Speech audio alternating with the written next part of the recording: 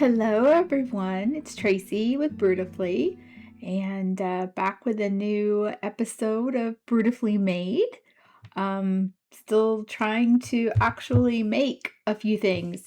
Got my supplies out to a point. I have some of my things out. Still a lot in boxes and still a lot packed away, but I do have some ability to create, and that's good. I just have to find it inside to create, and that's what's hard right now.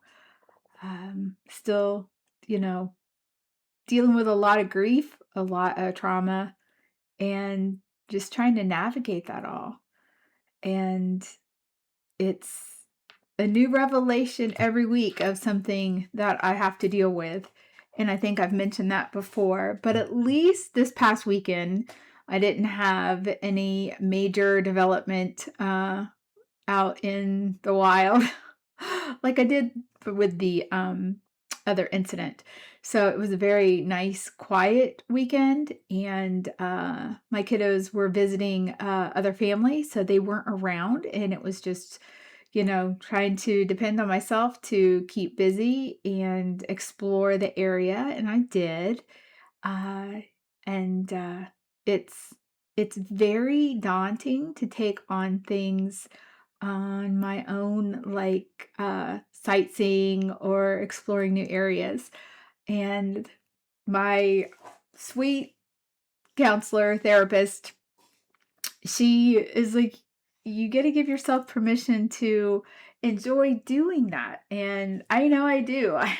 It's just really hard for me to frame that. It's also very difficult for me to create for myself right now.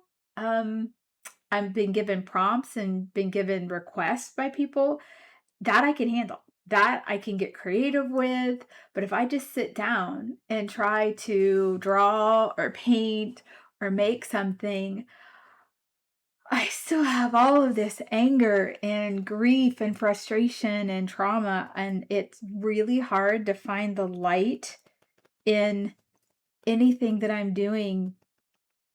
It's so it's so hard to put into words too, how it's a different mindset for me. I don't know how to process things that have happened, and um it's just really difficult to accept a lot of stuff that I'm finding and that I'm dealing with. Um it's it's just it's like betrayal trauma I'm dealing with. And I know that's going to be hard for a lot of people that knew him to accept and to understand, but that's how it's been defined to me. And the narcissistic tendencies that I didn't recognize at the time, as I'm going through what has happened and what I have found out, and some of the discussions, that the framing of what our lives were like, that's also been stated to me, and it's just really made me step back and take a look at this relationship that I had.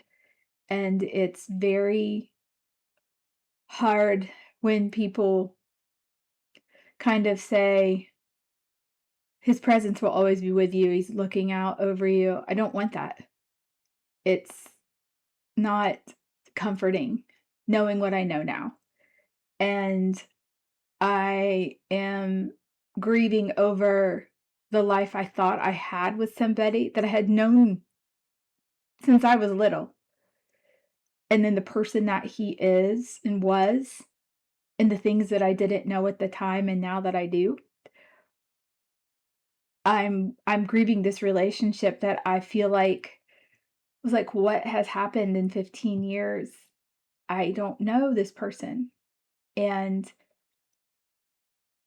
it's really hard to, like, hear songs, and it's really hard to watch TV, I don't want anything coming up that makes a memory come up because it's so hard for me to deal with. Um, it's just so difficult. There's so many layers, and I miss my friends. I miss people that were comforting to me and cared about me, that were present. I put a lot of that on my kids now because it's comforting to be around them. And that's a big burden in my mind that they have to be there um to bring me comfort. I don't want that. I don't want that to be on their shoulders. So to be light and creative and bright is really hard. And it's like, how do I find that again? How do I find that joy? Because I got so much joy out of being in the community and creating with the kids there, and now I just embrace that with my grandchildren so much. The grief in the silence is so overwhelming, and that's what I'm trying to work through, is to find the other side of that, or how to deal with that on a daily basis, because it just creeps up on me, and I don't know how to process it. Because in one moment, it's the life I thought I had, the time that I spent building a relationship, who I thought I was with, my business, my home. It just got finished, and the contractor did an amazing job, and now it's going on the market, and I need for it to sell.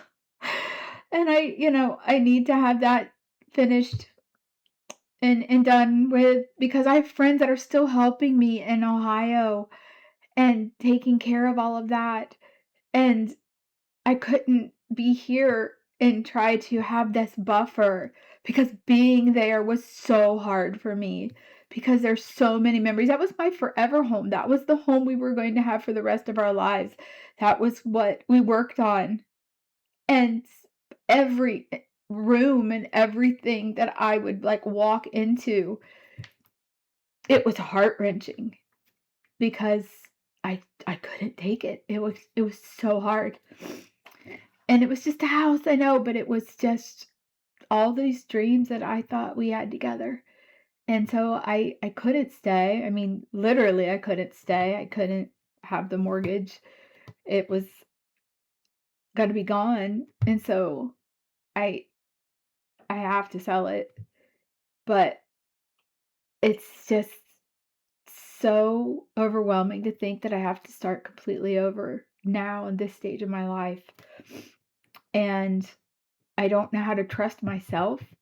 I don't know how to grieve for my losses without feeling guilty. There's just a lot. There's so much to unpack. There's so much to get through. And so finding a moment to be like, "Hey, I wanna create something beautiful and pretty and light and fun." It's so hard to do for myself, for myself. When somebody gives me an idea, like, "I want these colors, and I want this, and I want that." I have direction, I know what they want, I can make this happen, but if I just sit and wanna do it for myself, it's so hard. It's just so difficult, and that's not me. I am just such a different person now, and that's so hard to accept. I don't even know how to explain that. I am not the same person that I was before all of this happened, the beginning of May, and I don't know who I'm gonna be. I just I don't wanna be angry forever, and I am not an angry person.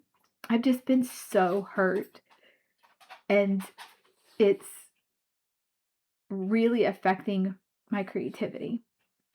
And so I really have to work through that. I think I'm gonna have to create some pretty dark pieces or some things that look angry to get it out of my system and just deal with it. Because when I start to draw and I feel that coming out, I'm just like, "This is not what I want. This is not the look that I want. This is not the feeling that I wanna, you know, portray."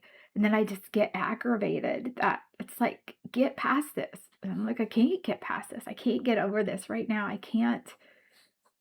And I'm journaling and I'm writing and I'm doing other things. I took a knitting class. I've always wanted to learn how to knit, and the ladies were the sweetest, and I cannot wait to go back, and I'm practicing just because I want to do other things, want to learn. I've always wanted to learn.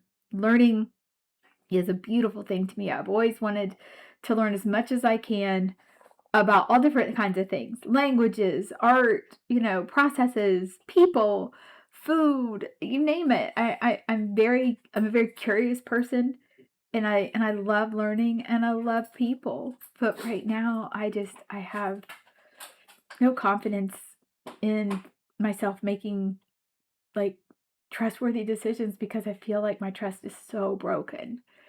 And it's it's just going to take so much time to get that back. And to find joy outside of making it something my kids bring to the table because I cannot do that to them. I cannot put that heavy burden on them and make it their responsibility. And yeah, I gotta find the little joy. Micro joys is what my therapist said I need to do.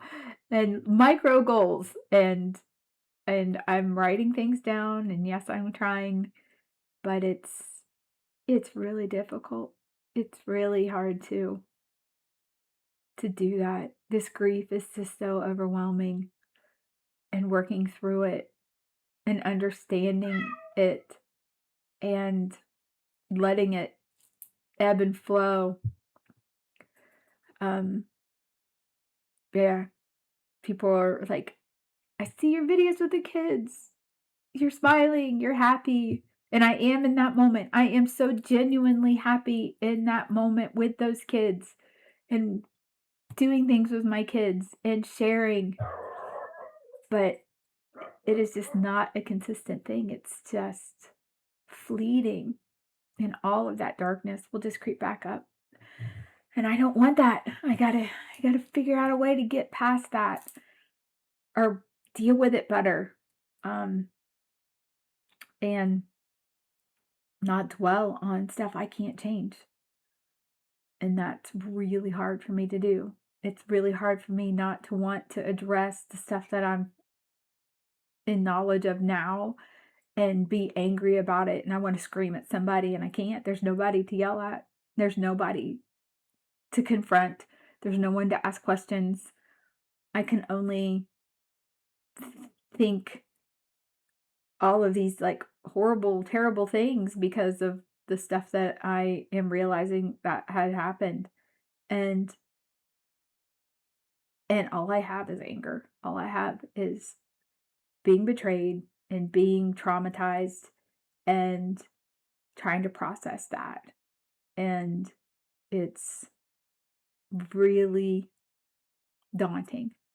It's really daunting. It's not that I got to grieve losing someone and that was it.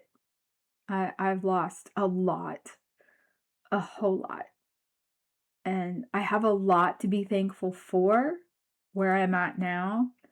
And maybe one day I'll be able to explain what that means. There's been a lot of stuff happening in the headlines that just makes me catch my breath because I'm so fearful that could have been me. Um, and in my situation, if things that I have found were found before this happened, and it's what wakes me up in the middle of the night. Those give me the worst nightmares. And I am just trying to literally survive every day. Um, Mentally and emotionally and physically, just trying to make sure I'm moving every day. I don't want to sit and dwell. I don't want to sit and just continue to try to like research everything that I'm finding. Because I will let myself go down these rabbit holes of like looking for stuff because of how raw and real everything is. And new knowledge. I mean, there's just so much that I did not know. I did not know. So I just want y'all to have some grace with some of my creativity, because it's not to where it should be or can be or needs to be right now. But don't stop asking me to help, because that's giving me encouragement. That's giving me light. That's giving me something positive. If you want to help me and support me in any way, it's continuing to support my artwork, requesting special things. I need that. That's my job right now. That's what is sustaining me. That's what's getting me through life. I mean, I have no support from the VA. I don't have any decisions. I don't have anything. Well, I'm not expecting their help at all. And that's just been a nightmare in its own, trying to work through all of that. And I'm just, I just got to take care of myself as best as I can. And that is relying on a lot of people supporting me. And this mahjong thing has been huge, and I am so grateful for that. And I'm leaning into that as much as I can, because that's what's doing the most good in my life right now. So I'm getting ready to teach at a center, and that's going to be very light for me. It makes me very happy, and just sharing all the stuff that I'm creating. So if you are into that world at all, let me know, because that's a huge help for me. And then, we have holidays coming up. If there's special gifts that you want and you have requests, if I can do that, let me know. So, but yeah, that is the state that I am in right now, state of mind. And I know it's really heavy. I know this isn't the fun podcast, light and bright. I'm not in my studio anymore. I'm not in my shop. It's just me trying to get through as a creative person, as a very positive, optimistic person on this other side. And I don't know how I'm doing it. I don't know what I'm doing. I do have help, and it's powerful to talk about, because it may help somebody else be honest with stuff that's going on in their lives. Maybe it will help you make sure that you have the truth in your relationships. I'll